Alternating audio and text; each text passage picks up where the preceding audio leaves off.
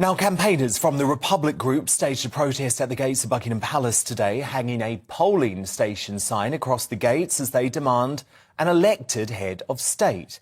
It's clear now that Republicans feel empowered by Prince Harry's vicious attacks on the monarchy. Tom Bower, the author of Revenge, Meghan, Harry and the War Between the Windsors, is no stranger to controversy. Known for his unauthorized biographies, Bower doesn't shy away from exposing the hidden truths of the rich and powerful. His claims about Prince Harry and Meghan Markle are no exception. Bower doesn't just criticize, he throws down a gauntlet labeling the couple as dangerous. But why? What makes their actions so alarming in his eyes? Bower's accusations stem from what he perceives as a calculated assault on the British monarchy. He argues that the couple's behaviour, particularly their explosive interviews and public pronouncements, are not merely cries for help or expressions of frustration. Instead, he sees them as deliberate attempts to undermine the royal family and its traditions. This, he believes, poses a real threat to the institution itself. With the group vowing to stage further stunts in the run-up to May's coronation.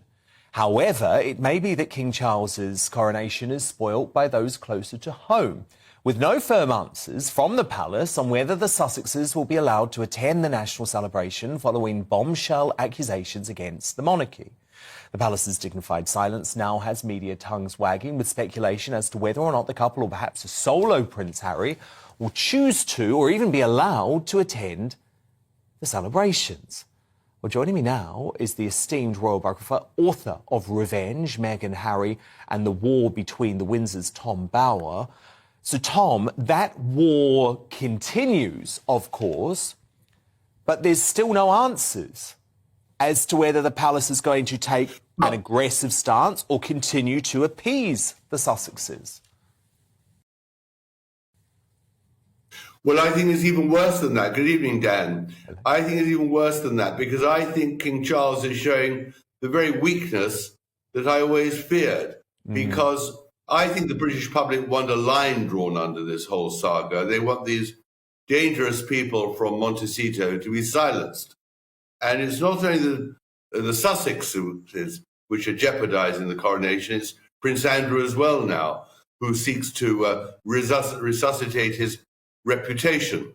And I think King Charles is absolutely bombarded by the problems of his family, and he needs to draw a line and just show that he's not going to allow these two, Harry and Andrew, to undermine the coronation, and needs to say quite firmly that Harry and Meghan are not invited to the wedding. That will be very popular in Britain, and that he disapproves of what Harry has done.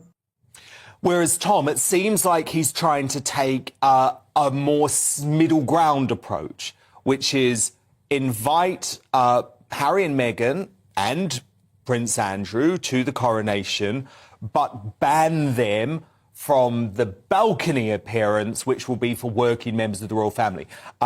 You clearly don't think that's enough.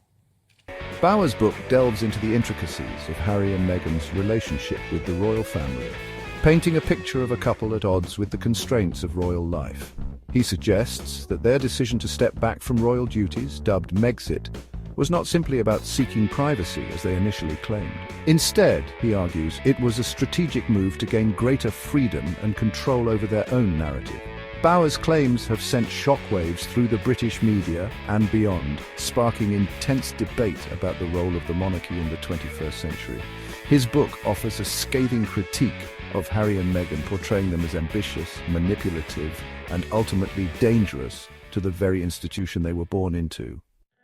Well, what I fear, Dan, is that if either of them come, all the focus will be on them rather than on the coronation and the importance of the monarchy and the unification of Great Britain.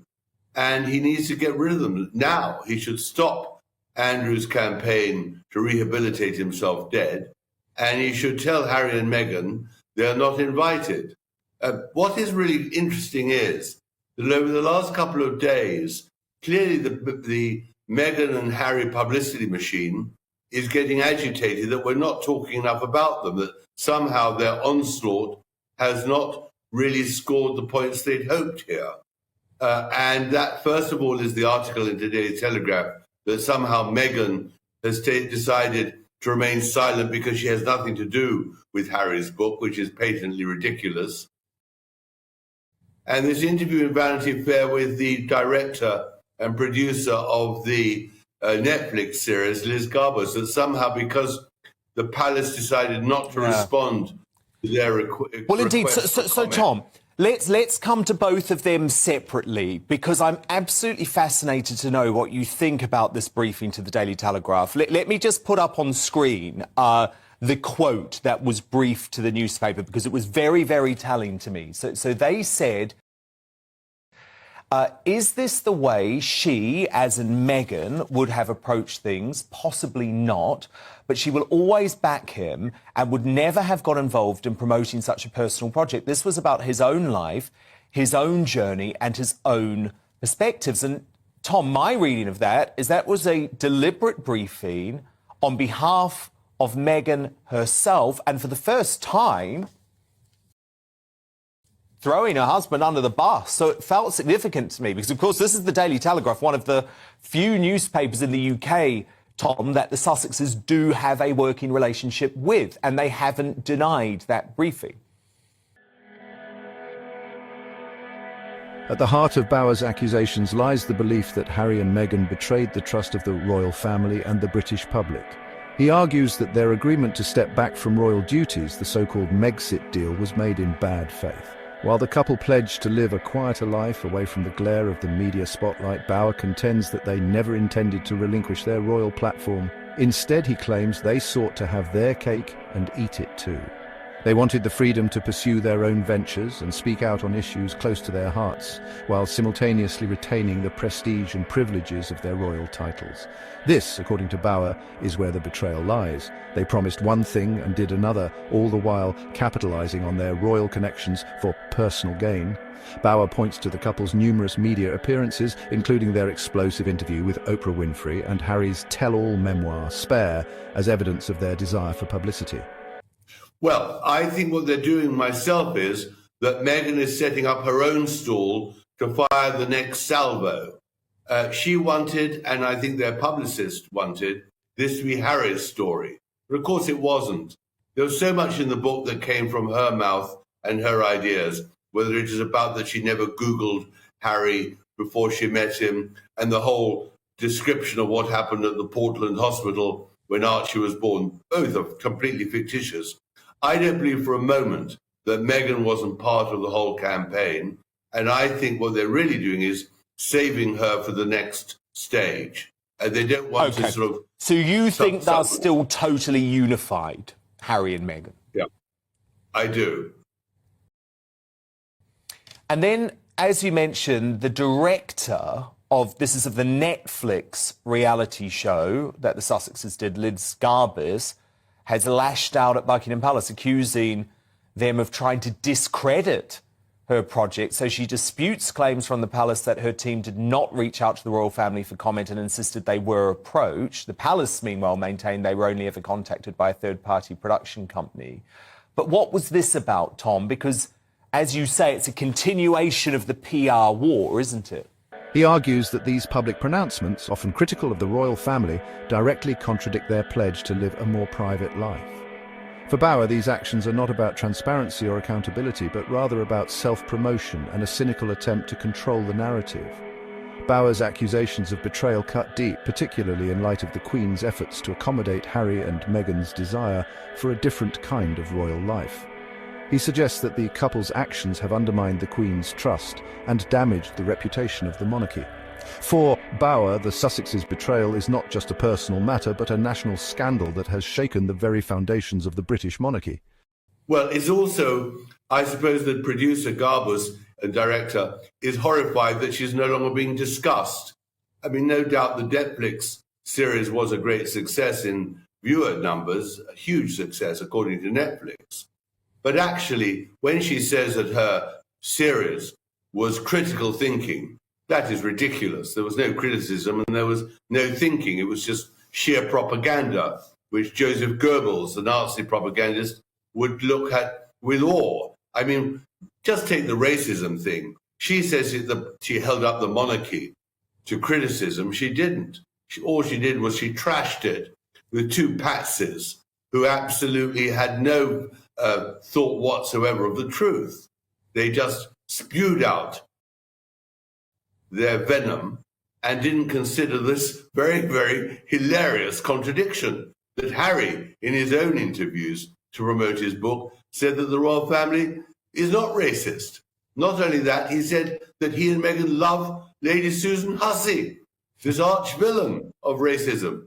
So she is in a ridiculous position where she made racism at the center of her Netflix series, but Harry now says that Meghan never accused the royal family of racism and they love Hussey. So, I think at the moment what's happening is they don't know how to get their ducks in a row. I think Meghan and Harry, having fired this astonishing fusillade, bombardment of the royal family, are really wondering what the next step is. And the next step surely must be that the royal family, and particularly Prince William and Prince and King Charles, make clear that Harry has now excluded himself from the family. That would be the best way to draw a line under this whole saga. The fallout from Harry and Meghan's departure from the royal family, dubbed Megxit, has been nothing short of seismic. Tom Bower argues that the couple's actions have inflicted lasting damage on the institution, leaving its image tarnished and its future uncertain. He contends that their public criticisms of the royal family, particularly their allegations of racism and lack of support, have struck at the very heart of the monarchy's legitimacy. Bower believes that Harry and Meghan's decision to air their grievances on a global stage, rather than addressing them privately within the family, has deeply wounded the royal family. He argues that their actions have not only damaged the institution's reputation, but have also sown discord within its ranks. The once united front of the monarchy has been fractured, leaving it vulnerable to further criticism and scrutiny. Bower is particularly critical of the royal family's response to the crisis, which he sees as weak and inadequate. He argues that their initial statement, while attempting to strike a conciliatory tone, ultimately failed to address the seriousness of the allegations leveled against them. This, he believes, has allowed Harry and Meghan to control the narrative and further damage the monarchy's standing. The long-term implications of Megxit are still unfolding, but Bower is pessimistic about the future of the royal family. He believes that Harry and Meghan's actions have irrevocably changed the public's perception of the monarchy, leaving it weakened and vulnerable in an increasingly uncertain world. For Bower, the crisis is far from over. It is an ongoing saga that threatens to undermine the very foundations of the British monarchy. Tom Bower doesn't hold back in his assessment of Prince Harry and Meghan Markle's motivations.